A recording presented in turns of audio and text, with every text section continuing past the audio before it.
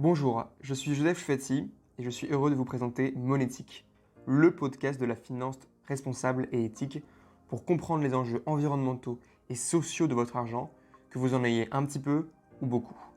Car oui, dès le moindre euro sur votre compte bancaire, votre argent a de l'impact. Ce podcast se veut ludique et sans filtre. À chaque épisode, vous pourrez retrouver un expert du domaine de la finance verte et de nombreux conseils pour mieux orienter votre argent. Abonnez-vous. Avant de commencer ce podcast, je voudrais rapidement vous parler de Goodvest. Goodvest est une solution d'épargne responsable et transparente qui vous permet facilement d'investir dans un avenir meilleur pour vous et pour le monde. Elle se veut éthique, simple et accessible à toutes et à tous. Je vous invite à visiter le site goodvest.fr pour en savoir plus. Il y a eu quelques jours, j'ai eu le plaisir d'interviewer dans des conditions particulières Alexis Normand, CEO de Greenly. Aujourd'hui, promis, le cadre est beaucoup plus calme. Aujourd'hui, on va parler de banque et de néobanque. La start-up dont on va parler s'inscrit dans un grand mouvement, mais c'était la première à se lancer sur le créneau en France. Je suis ravi d'accueillir pour ce nouvel épisode de Monétique Kamel, CEO de Only One. Bonjour Kamel, merci d'avoir accepté l'invitation. Bonjour Joseph, avec grand plaisir. Ça me fait vraiment plaisir de te recevoir aujourd'hui et de pouvoir discuter avec toi de ces sujets de néobanque à impact. Alors avant de parler de Only One, est-ce que tu peux commencer par te présenter et nous parler de ton parcours ? Oui, alors j'ai 43 ans, je suis un ancien banquier, j'ai travaillé pendant 17 ans dans la banque et j'ai commencé au plus bas de l'échelle, à savoir que j'ai commencé en tant que caissier chargé d'accueil dans une banque française. Et très rapidement, j'ai été formé à la fois sur des diplômes structurants de la banque au centre de formation de la profession bancaire et j'ai évolué sur des postes de conseiller. Donc une grande partie de ma carrière a été faite dans le réseau. Donc j'étais à la fois chargé d'accueil, conseiller patrimonial et ensuite en 2005 j'ai intégré une banque qui s'appelait Crédit Commercial de France qui avait été rachetée par HSBC à ce moment-là où j'ai continué ma carrière chez eux. Et en 2008 j'ai été directeur d'agence. Et un poste qui m'a plu aussi. Et 2010, j'ai intégré les fonctions support du siège de la HSBC, où là j'ai commencé à travailler plus sur des projets en fait, vraiment en mode projet, à l'organisation, en tant que chef de projet, organisateur, pas data scientist, business analyst. Et très rapidement, j'ai commencé à m'intéresser, on m'a commencé à me confier des sujets un peu plus réglementaires, notamment toutes les nouvelles réglementations qui, depuis la crise 2008, ont fleuri dans le milieu bancaire. Je donne quelques exemples comme ça, les lois FATCA, les NCD, fonds de garantie des dépôts de résolution, etc. Et j'ai fini ma carrière en 2017 chez HSBC, où je m'occupais de toute la partie de refonte des processus KYC, Customer Due Diligence. Donc voilà, j'ai une carrière qui est assez large au niveau bancaire, à la fois sur le retail et aussi à la fois sur l'aspect un peu projet et construction des processus et procédures et toutes les réglementations. Ok, très clair. Très clair du coup pour ta carrière. Donc pour ce podcast, on va s'intéresser en particulier à l'impact des comptes courants et aux solutions comme Only One. Donc est-ce que tu peux expliquer rapidement ce que propose Only One ? Alors Only One, c'est très simple. C'est un compte qui va permettre à nos clients de pouvoir très rapidement et de manière assez simple activer ou commencer leur transition écologique grâce à deux algorithmes qu'on a mis en place. Le premier, c'est l'estimation de l'empreinte carbone de chacune de leurs dépenses. Parce qu'on est convaincu que si on veut agir de manière individuelle sur justement la transition écologique, ça passe aussi par repenser sa consommation. Et d'ailleurs, les accords de Paris nous incitent, pour contenir les 2 degrés, de passer de 12 tonnes d'émissions de CO2 à titre individuel à 2 tonnes. Donc une fois qu'on a dit ça, c'est assez compliqué de se dire comment on le fait. Et sans mesure, il n'y a pas de pilotage. Bien sûr. Donc le fait de pouvoir mesurer et estimer l'empreinte carbone de chacune des dépenses nous permet de situer le client vis-à-vis justement à la fois de on va dire la moyenne nationale en termes d'émissions, mais aussi à la fois de ses objectifs de passer à 2 degrés. Une fois qu'on a fait ça, on ne va pas laisser notre client juste avec un chiffre qui pourrait ne rien dire. On va l'accompagner aussi vers un mode de vie bas carbone grâce à un éco-coach qu'on a mis en place.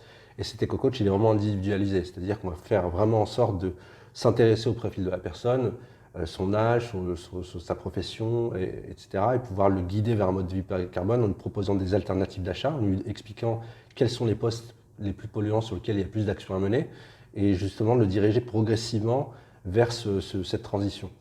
Et enfin, de manière concrète, on voulait aussi participer à la transition, en tout cas financer des projets à fort impact social et environnemental.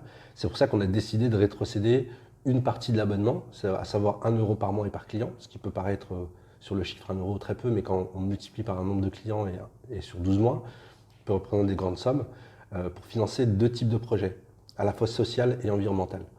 Donc le premier projet qu'on finance, c'est un projet de lutte contre la malnutrition. Et là, on est partenaire des Nations Unies au travers du fonds Unit Life pour pouvoir financer ce projet qui est directement lié aussi au réchauffement climatique parce que les conséquences que l'on connaît du réchauffement ne sont pas les mêmes qu'on soit dans un pays développé ou un pays en voie de développement. Une sécheresse en Afrique, par exemple, c'est des personnes qui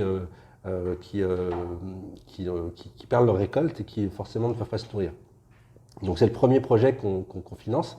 Et le second, qui est un projet plus écologique, c'est un projet de protection de la forêt en France, donc, et de reboisement aussi, avec notre partenaire Écoterie, où là, tous les mois, on va investir justement dans la protection de la biodiversité. On va aussi, à chaque client, planter un arbre dans des forêts françaises.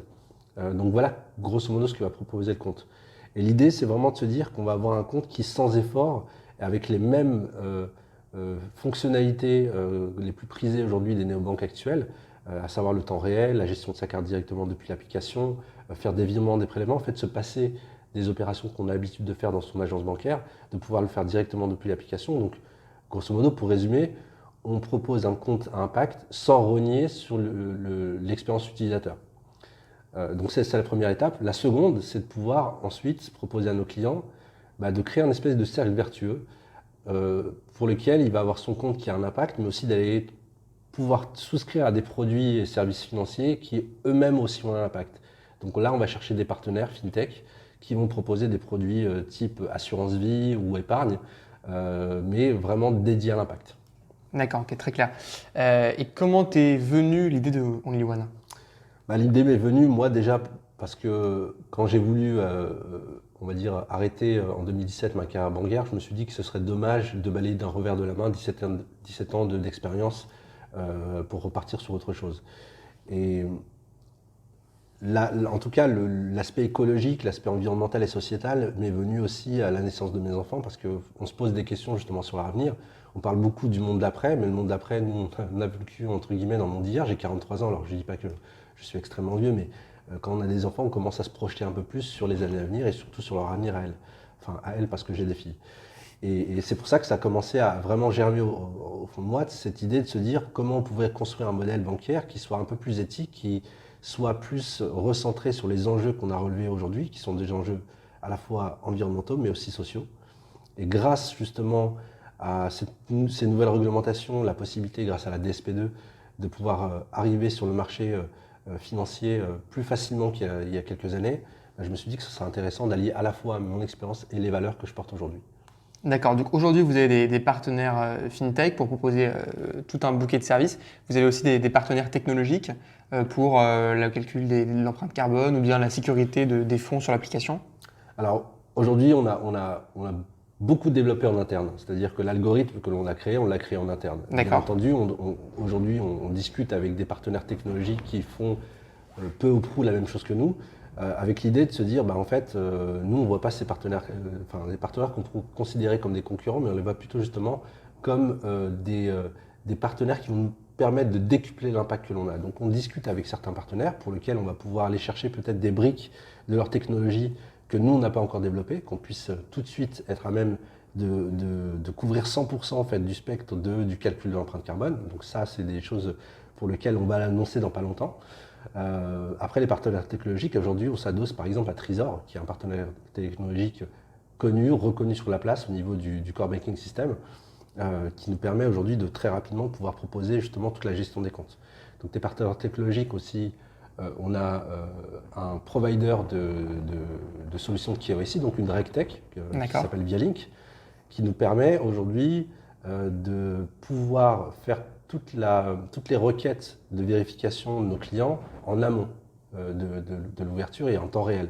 Ça nous permet à nous aujourd'hui de se structurer et de faire en sorte que les dossiers que nous allons, en tout cas les entrées en relation que nous allons faire, sont vérifiés, vérifiables et qu'on fasse aussi ce travail de, il ne faut pas oublier qu'on est un établissement financier, c'est-à-dire qu'on est aussi contraint par certaines règles, notamment celle du KYC, de vérifier avec qui on entre en relation pour justement éviter tout ce qui va être fraude, lutte le blanchiment d'argent, etc.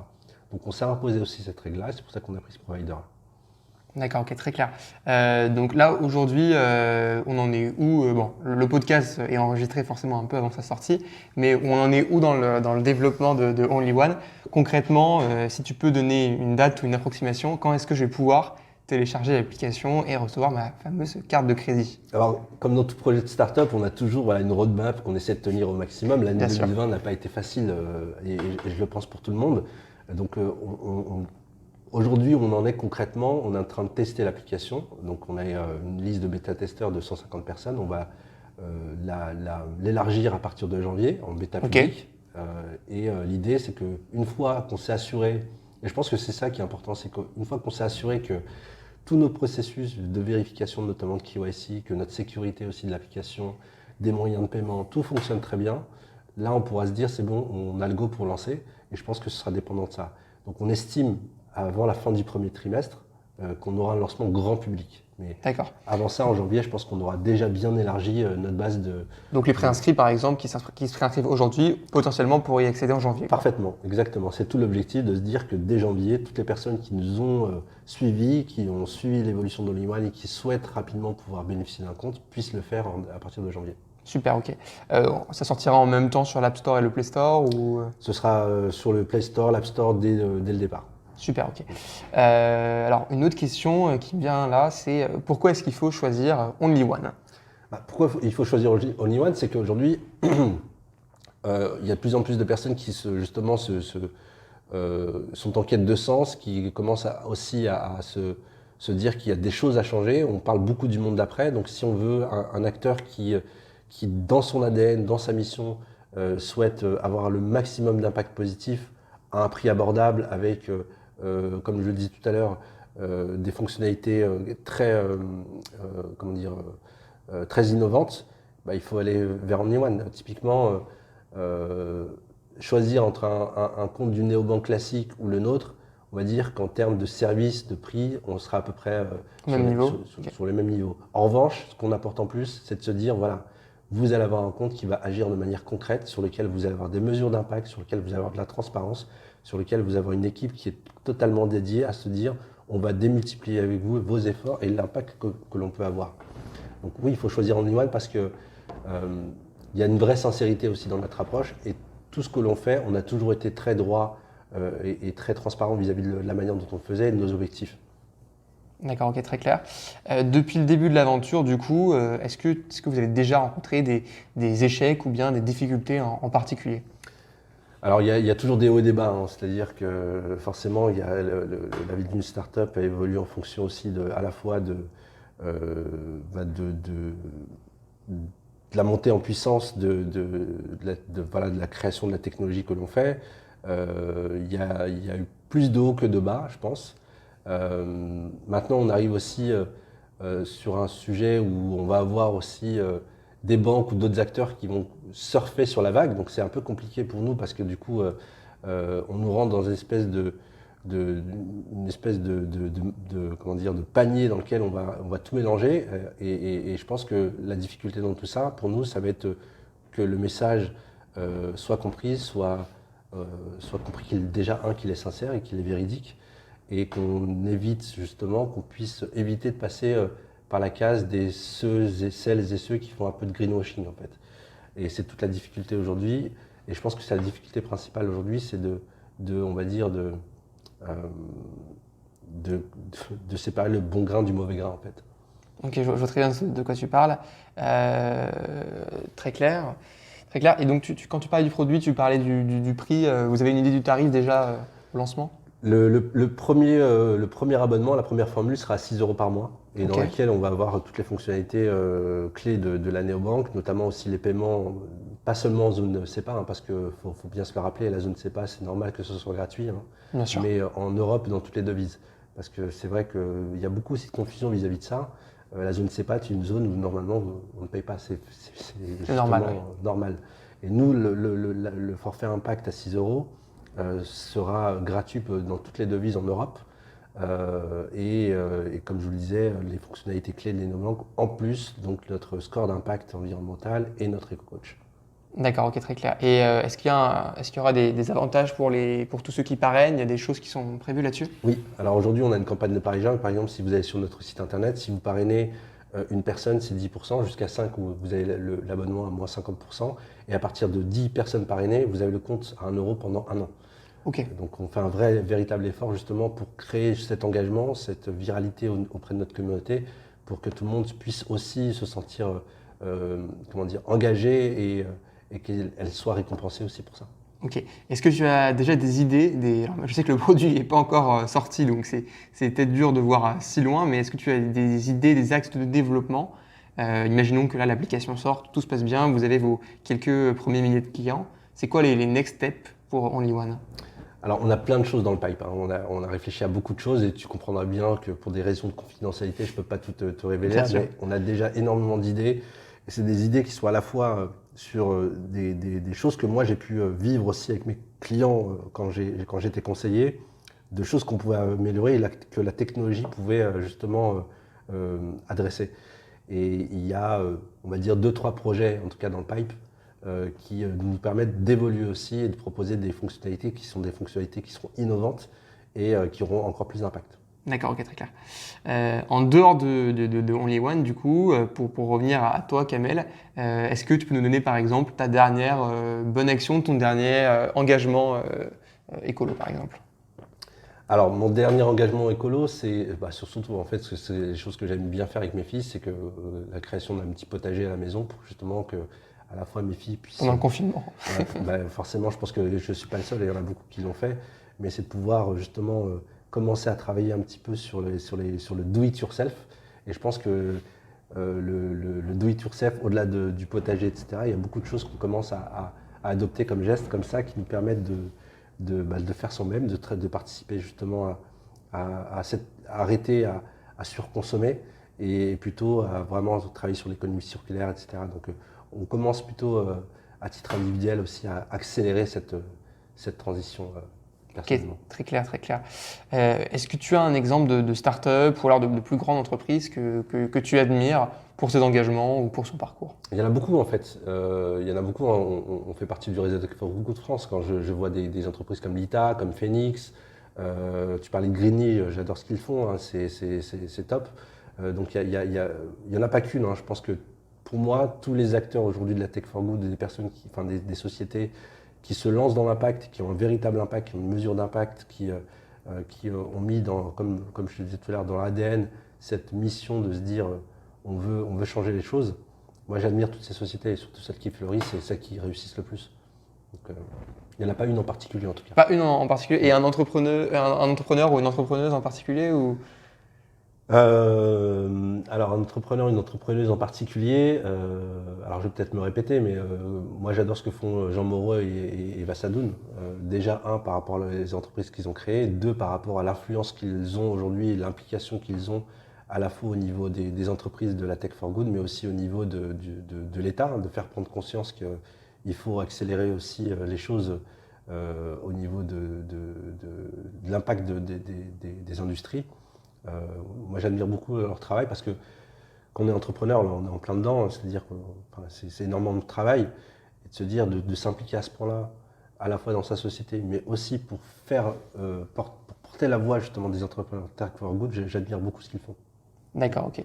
Merci en tout cas pour tous ces points-là. Merci beaucoup Kamel pour ton intervention sur Monétique, le podcast de la finance verte. Merci à toi Joseph, merci, vraiment ravi de t'avoir reçu et de me permettre, merci aujourd'hui de parler d'Only One. Merci beaucoup, à bientôt. À bientôt. Ce podcast est permis par Goodvest, une solution d'épargne responsable et transparente qui vous permet facilement d'investir dans un avenir meilleur pour vous et pour le monde. Elle se veut éthique, simple et accessible à toutes et à tous. Je vous invite à visiter le site goodvest.fr pour en savoir plus. Vous pouvez retrouver nos podcasts sur toutes les plateformes de streaming, Spotify, Apple Podcasts, Deezer et sur goodvest.fr/monétique. Pour nous soutenir, abonnez-vous, notez le podcast 5 sur 5 avec un commentaire si possible, partagez-le avec vos amis et ce podcast, je le veux collaboratif. Alors envoyez-moi vos idées de sujets et d'invités à monétique@goodvest.fr. Merci d'avoir écouté Monétique. Si ce podcast vous a plu, abonnez-vous, parlez-en autour de vous, notez-le 5 étoiles si vous écoutez sur un appareil Apple Nous revenons dans 2 semaines avec un nouvel épisode. Si l'épargne responsable vous intéresse, n'hésitez pas à visiter le site goodvest.fr ainsi que son blog. À bientôt sur Monétique.